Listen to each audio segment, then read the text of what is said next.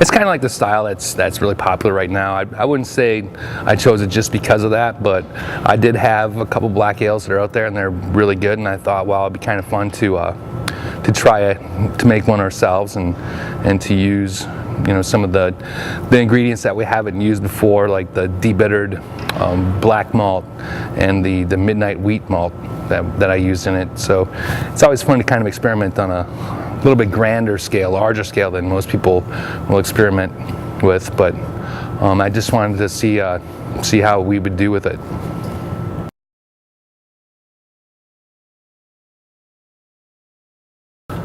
We don't have like a medal that goes around. No, this is just something I just do once in a while.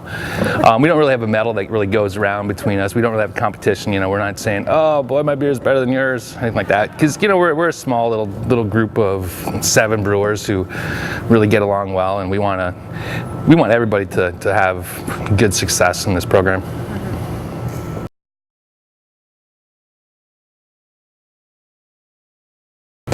Well, when I got into the brew house right away, I was working with president and founder of Summit Brewing Company, Mark Sutrud. He trained me in for about a month, and then kind of let me go. That was exciting to like do the first, you know, batch of, I'm pretty sure it was pale ale that I made.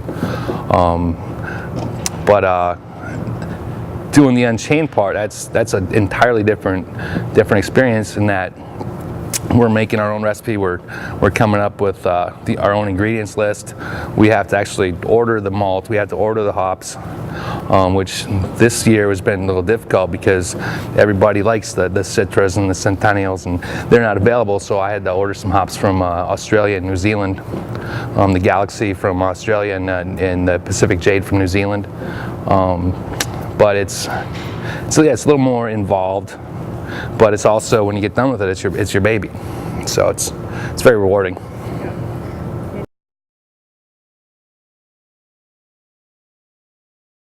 It takes a lot of hard work. You know, I started part-time on the bottling line and worked my way, you know, doing kegs, and then after kegs, worked my way into the cellar and then into the brew house.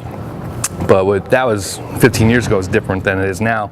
Now a lot of people really require some type of formal brewing education, be it online or an actual university accredited course, and it seems like such a wonderful job, which it is, but it can be a little or very hot, cold, wet, smelly, dirty.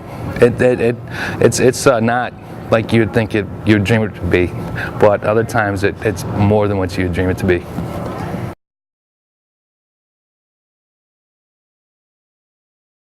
Well, I just did a beer school at the Republic in Seven Corners in Minneapolis, and that was an hour-long event with probably about 40 or 50 people, and we sampled like 4 beers, and I was kind of not looking forward to doing it because an hour of talking, and but actually it flew by. You know, you just chat for a bit and answer questions, and the people, the fans, they're very knowledgeable, so they actually ask questions that require a bit of thought, and you can go back on your experience in working in the brewing industry to actually think, wow, these are very technical questions these people are asking about, so that it really has changed since I started working at the brewery, how the fan base is a lot more knowledgeable.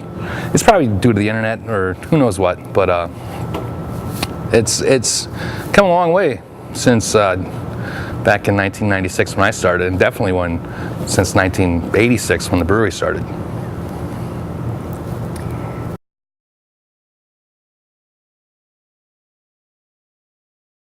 Drinking beer. I love beer. Really, it's good, especially a nice dark beer like this on a day like today. It's like 50 degrees and windy outside. Kind of warms you up.